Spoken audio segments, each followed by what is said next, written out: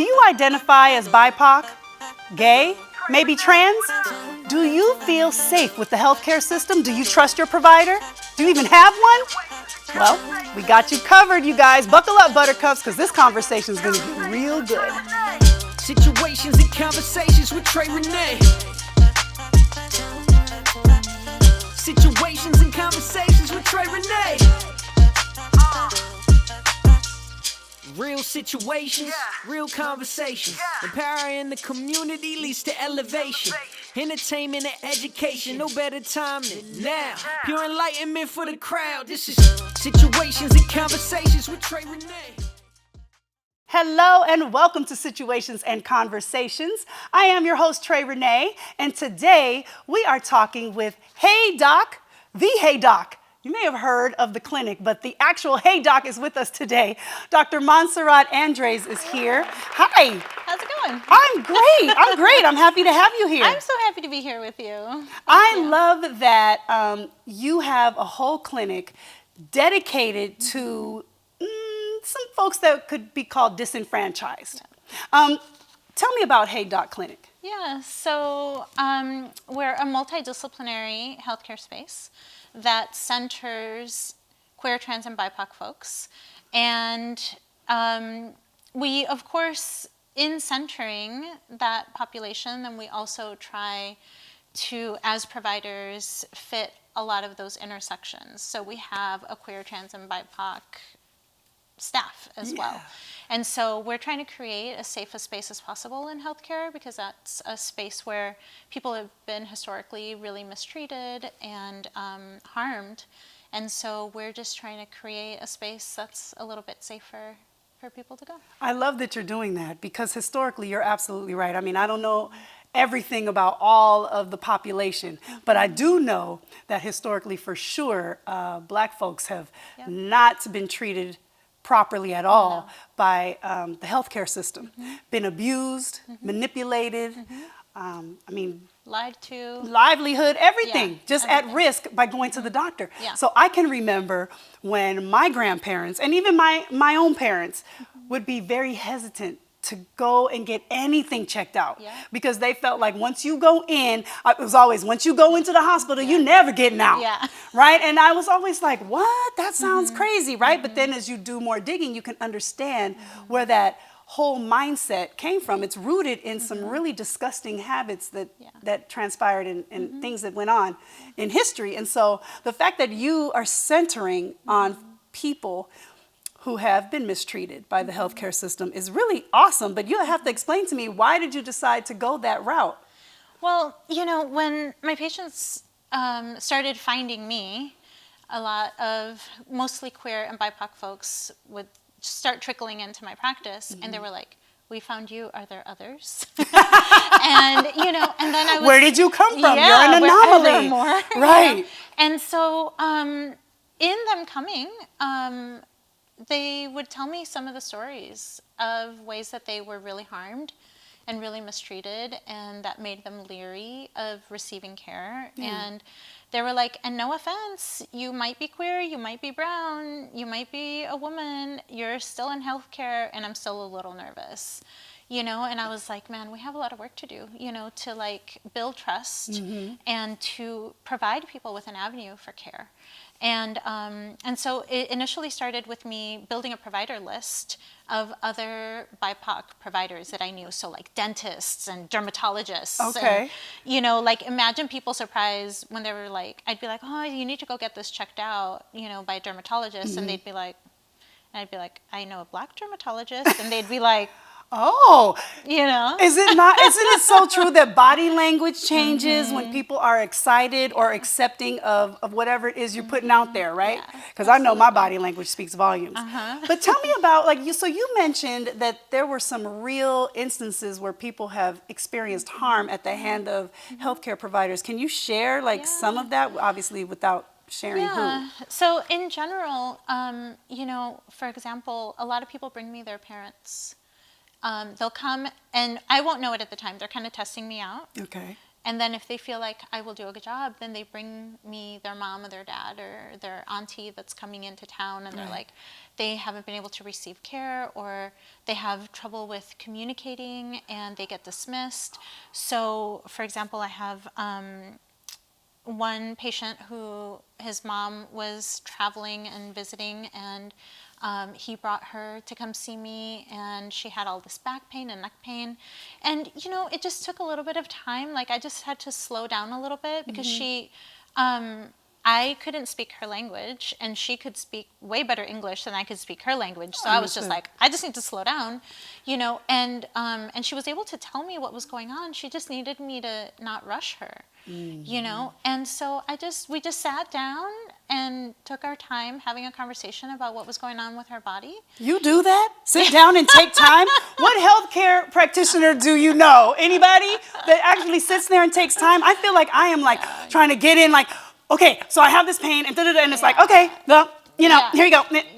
And you're in and you're out. Like, okay, I don't even know if the person actually heard me. Yeah. So taking time is like already amazing. Yeah. Something that you do. It's already a good medicine. Yeah. You know, when we feel heard, even if it's something, sometimes people bring me stuff and I'm like, oh, I don't do internal medicine, but, you know, but I can affirm that what you have going on is something that needs to be checked out. Maybe. So sometimes what I do, even if it's something that I can't help with, is I'll give people words to use.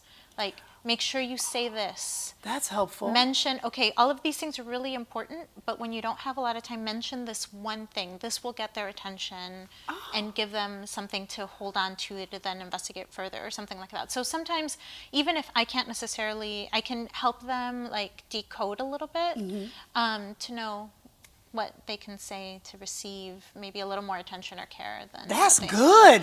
No, that's works. good, because I'm clear there must be buzzwords, right? Like in any profession where somebody's ears are going to perk up even more. But if you just say, oh, my back's hurting, oh, my neck's hurting, that could be a million things. But if you say, well, I don't know what you'd say, but whatever it is, right? Like, that's really helpful. So you're not only a practitioner, but you're also an advocate then. Absolutely. I mean, that is my prime. I really love being a person that's helpful to whatever they have going on, but I definitely specialize more in musculoskeletal work as a sports chiropractor. Right. But I mean, we are very well-rounded in our education. So we're meant to be observant of the skin, and we're meant to be observant of people's behavioral health, and we're meant to be observant of internal medical red flags. And so I pay attention to everything that people tell me. I'm like cataloging, and I'm like ding, ding, ding, ding, ding, ding, ding, you know, the whole time. And if I'm like, you know, I think, like recently actually I had a patient that their finger hurt, and I took a peek at it, and they had a big streak on their nail. And we were both like, it could be this, it could be that, it could be that. Why don't you go and get it checked out? And they got it checked out, and it actually ended up being a tumor. What?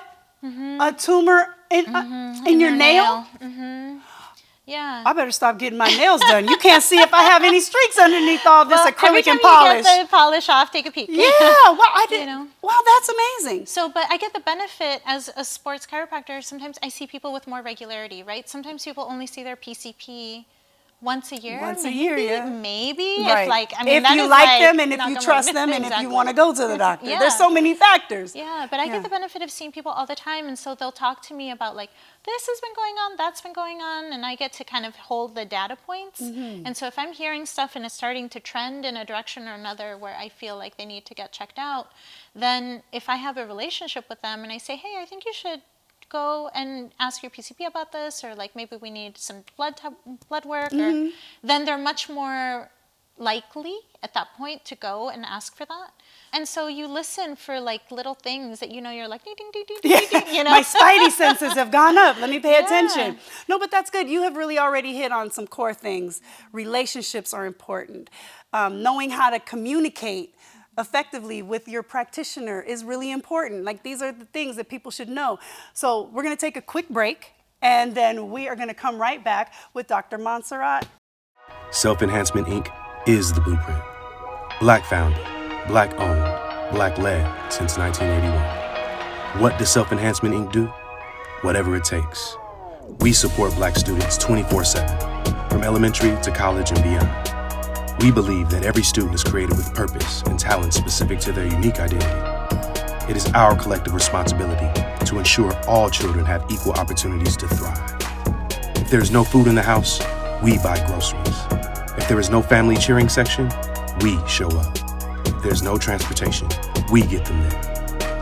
98% high school graduation, more than $500,000 in scholarships awarded annually. Help us build culturally appropriate solutions by committing to contribute $10 a month right now. We need us everywhere. Invest in the Blueprint today at selfenhancement.org/blueprint. Welcome back to Situations and Conversations. We've been having a conversation about healthcare and even disparities with Dr. Montserrat Andreys. Yeah. And now joining us is my producer extraordinaire, Crystal Chanel is with us. Hey, Trey. Hey! Okay, so let me tell you guys, Crystal had to join us because behind the scenes she had all kinds of questions that I thought were really relevant. Yes. And if you have the questions, I'm sure other people have them. So you have the floor, Crystal. Well, thank you. Absolutely. Thanks for having me. And Doc, I was listening off stage, and I know we're going to get into disparities. And I have a situation where sometimes I'm afraid to go to the doctor if it's not a doctor of color. But now post-COVID, I've been at my desk, working from home, not taking breaks. I'm obviously jammed up, and I feel like I'm doing the wrong things, and maybe you can help me and everybody else who's watching and working from home of what we should be doing to not have as much back pain as we're having post-COVID. Okay, first, best medicine is movement. So one of the issues is that we are getting so much less movement during these COVID times because we are limiting our circle, right? And so before, even the limited movement we were getting of getting up, getting dressed, going down the stairs, get in the car or going in public trans or whatever you were doing, go to the next thing, walk to the building, go up the stairs, we were getting a lot more movement. Now we're getting out of bed, sitting in a chair 10 feet away, right? And then I'm guilty. Parking. You're not alone. Parking there for hours, maybe getting up for snacks, maybe getting up to change music, sitting back in that chair.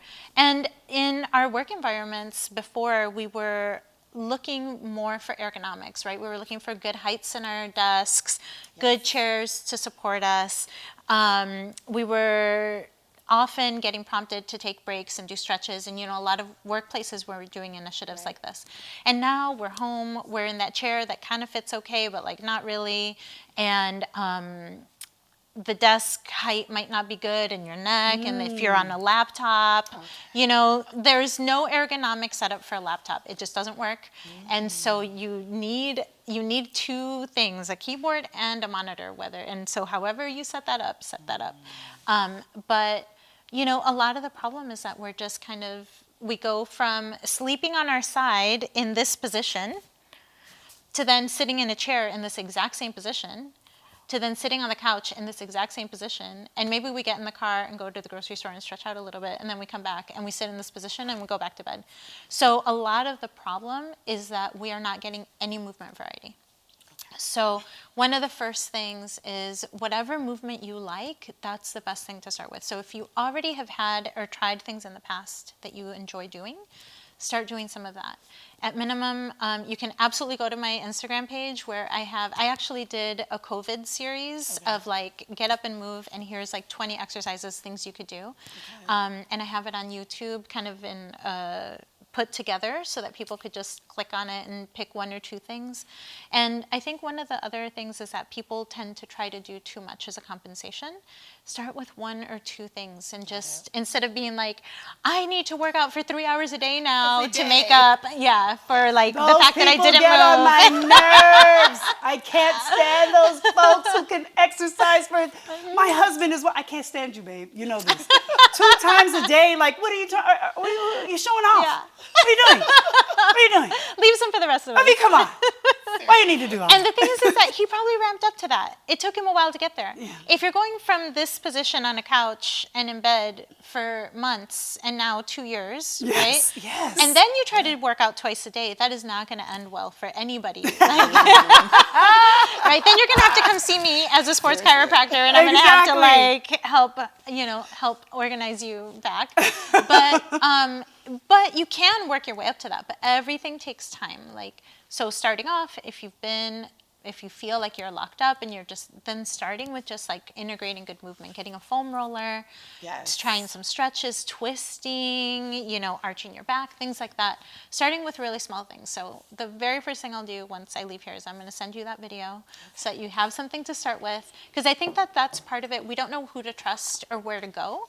And so if we have something that we know is like a trustworthy nugget, we'll try it. But otherwise you're like inundated by a million things, or like people doing like the wildest exercise you've ever seen in your life, and you're like, I have a feeling that's not it. Then Crystal's calling me, I can't get out this position. I'm like, I'm on my way. No, seriously though, I mean, we joke, but it's very real for a lot of people, including Crystal and a bunch of others who just, you got these weird pains and you don't know. And then what you really said though, you don't know who to trust really to go there. And that's something I just want to touch on. I don't know how much time we have left, but these disparities that you know about, but other people may not. Why are you doing the work that you're doing for this population? What are the disparities that you are seeing or that you have seen? Yeah. The biggest thing is that I hate hearing stories of people being mistreated in healthcare settings. I mean, it goes against our very oath of doing no harm, right? Like, that's the first thing we promise. Right. And so to have a space now that I have a little bit of overview and I know who I'm bringing in. So right now we have acupuncture and we have massage and we have another chiropractor besides me, and we have an occupational therapist that specializes in pelvic health. Wow. I mean, like, how many folks of color would never go to, example, a white male doctor for pelvic health? No. Yeah. It's just not right. But and to be honest with you, it sounds like something white folks do. Like when I hear about Kegels or Kegels or however, I don't really hear my circle talk about it that much, but it's probably important, right? Totally but what we do here is like our aunties and our grandmas that have had dysfunction and pain their whole lives that has never been managed or treated. And they've never been told that having leakage, that having pain during sex, that having inconsistent bowel movements or difficulty with bowel movements, that is not normal, and that could have been different their entire lives. Nobody cared to pay attention to them when they were having those difficulties, or they were mistreated and didn't feel safe enough to have that level of intimate conversation with a healthcare provider that was like, I gotta go. Right. Or like, oh, are you from the South? You've got a weird accent. Or like, just like ick factor, right? Or like, oh, you're trans, oh, you're queer, but your ankle hurts? Like, no, but I want to focus on the fact that you're gay. Right. You know what I mean? So it's just like, but my ankle hurts. What does it matter? Like, from the knee down, you can't tell who's who or what's what. You know what I mean? Like, treat the ankle. Right. And so I think that is a big thing, is that if we don't feel safe with the people that we're going to, we're not going to start disclosing like these kind of deeper elements that are even more personal than like my elbow hurts, right? Yes. So when people come into my clinic, for example, I am always scanning for these things because I know that a lot of the people that are coming are not sharing a lot of this information, and then I can help guide them to like, you should maybe go check out this acupuncturist I know, and all of a sudden it builds a network of trust, and that's what ended up influencing the clinic opening, is that I could have a little house with a lot of people that I know are trustworthy. Yes. And then from there, we can't take care of everything. So we still can then network out and send people, but we know we're sending them to trusted sources. That's it. Trustworthy healthcare. Yeah. I mean, that's it right there. Yeah. And you don't always find that, but you can now. Yeah, you can now. Come find us. Hey, doc. And you're not hard to find, okay? We are not. So where is it, Southeast? Yes, Portland? 12th and Stark, right across from Revolution Hall.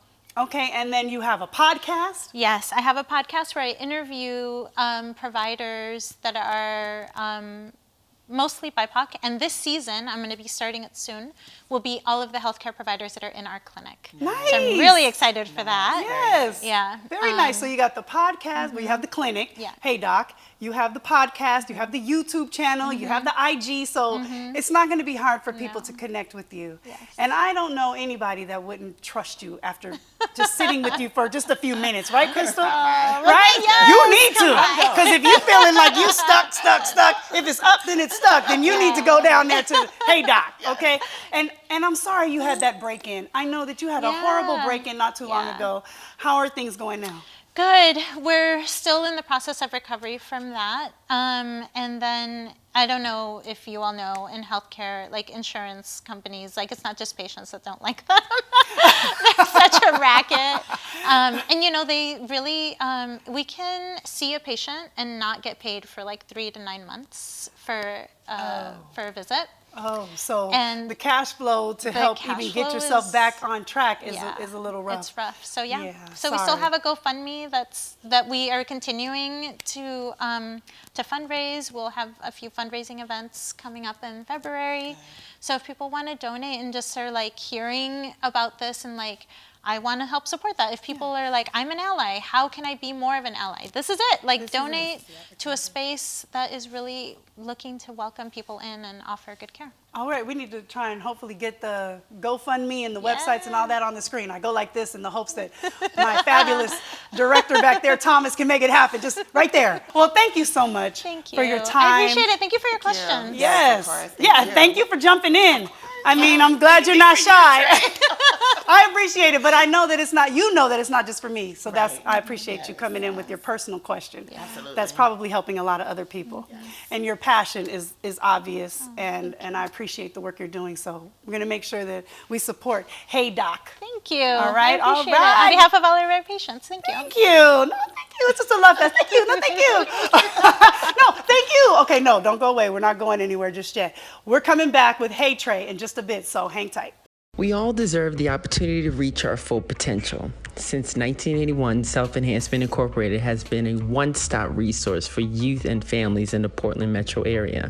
For over 40 years, SEI has helped more than 16,000 students and families each year. SEI needs your help. Visit selfenhancement.org/donate. Your gift will change someone's life. Visit selfenhancement.org/donate to learn more. Press release marketing is the solution for small business owners wearing way too many hats. We suggest you talk to a professional today about outsourcing your marketing campaigns and strategies. To book a complimentary consult, visit justpressrelease.com today. Welcome back to Situations and Conversations. Now it's time for Hey Trey. This is where you get to ask me any question you like. So, what you got for me? And we're at the Joint CBD Juice Bar right here on 60th and Sandy. Hey, Trey, we have another community member that has a community question for you. Take a look. Hey, Trey, please tell me, how do you break up with a friend? What's your favorite daytime talk show? Situations and Conversations. You already know. You heard it again. Whew, okay, first of all, thank you for watching. Love and appreciate you for that. Now, how do you break up with a friend? Do people break up with friends? I know people break up with people they've been dating or, getting divorced. But friendships, I mean, they come and they go, right? If you feel like you have to have a conversation, I mean, maybe you could just sit your friend down and let them know that you've outgrown them. It's kind of rough though, right? Like, what do you say when they say, why, how, what? Are you going to give specifics? I mean, this is something you really have to give some thought to. Yeah, that's a hard one. I don't know that there needs to be a formal conversation. I think that people know that as you grow, sometimes you just grow apart. And that's okay. You need to know, first of all, that it's okay. Don't feel bad. Sometimes people are with you for a reason and a season. And when that season is over or when that reason is done, so is the relationship. All right, don't go away. We'll be right back with Artist Spotlight. Urban League of Portland presents COVID Conversations. So after you get vaccinated, can you get together with your friends that are vaccinated in indoor settings? The answer is probably yes, because you're all protected and as long as you know the other people's vaccination status and they're being open and honest. So it's very important to make sure that if you don't know other people's vaccination status, in indoor settings, please wear a mask to protect yourself and, of course, to protect others. Also to ensure that you're not spreading COVID-19, even if you're vaccinated. COVID Conversations are brought to you by Urban League of Portland, empowering Black communities in Portland and Southwest Washington since 1945. For more information, head to ulpdx.org. Hey, welcome back to Situations and Conversations. Now it's time to hit the streets, or maybe I should say the studio, for Artist Spotlight. Oh, my guys Asa and Javen from P-Town Media are out, and I want to know who's in the spotlight, guys. Thanks, Trey. And we're here this week at DB Nation Studios with another amazing Artist Spotlight performance. Hey, I'm Asa Spade. I'm Javen Harper. We are P-Town Media. We have an amazing artist that's going to bless the stage tonight. This artist was discovered by a local label. He's opened up for Kid Ink, Ice Cube, and Day 26. Please help me welcome Roulette Delgado. Good luck.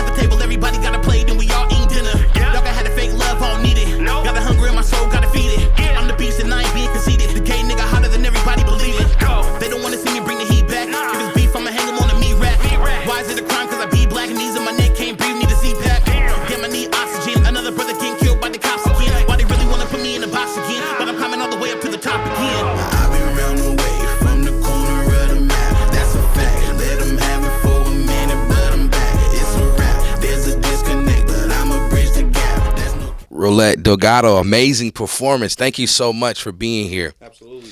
We got a few questions for you, man. Yep. I'll start with the first question. What is the one message that you would want to give to your fans? Never give up. Never give up. Never stop doing what you're doing. Keep pursuing your dreams no matter what anybody says. Keep doing you. Keep pushing. I love it. Thank you so much. Yep. Had the studio rocking, off the chain performance, man. Yeah. Definitely appreciate it. Yep. Tell us about any new projects you got coming up so that way the people can hear that, maybe that song or some of your new projects. Yep, so I just dropped Bustin' Back last year in July. My next single is coming out pretty soon. It's called Flights, featuring Glam Doll and Just Wild. We just shot the video with that with Zach Olsen, so that'll be out here pretty soon. You can find all my stuff on Spotify, iTunes, Apple Music, and everything. And that's how we do it. Another amazing performance right here at the Artist Spotlight, Situations and Conversations. Hey, back to you, Trey. Yes, Roulette Delgado. That was an amazing performance. Thank you so much for blessing us. And also, I would love to thank, of course, our guest for today, Dr. Montserrat Andreys of Hey Doc Clinic. Make sure you connect with her. I mean, she's amazing. You already know that. You saw it. Okay, and then I want to thank you. Thank you so much for hanging out with us today. I love and appreciate you for it. We will be back again for another fantastic episode next week. But until then, make sure you take excellent care of yourselves as well as other people. Also, when you think me, think we. And when you think you, think too. See ya. Special thanks to our presenting sponsor, Self-Enhancement Inc., Youth Potential Realized. And thanks to our friends at Peace Health, Urban League of Portland, Holla, and Home Place Furniture and Design. Situations and Conversations with Trey Renee is a Bum Juice Entertainment production in conjunction with Thomas Chung Films, P-Town Media, Press Release Marketing, Robin Allen Style, and Hype Her Ventures. Situations and Conversations with Trey Renee, Saturdays at 10 a.m. on Fox 12 Plus.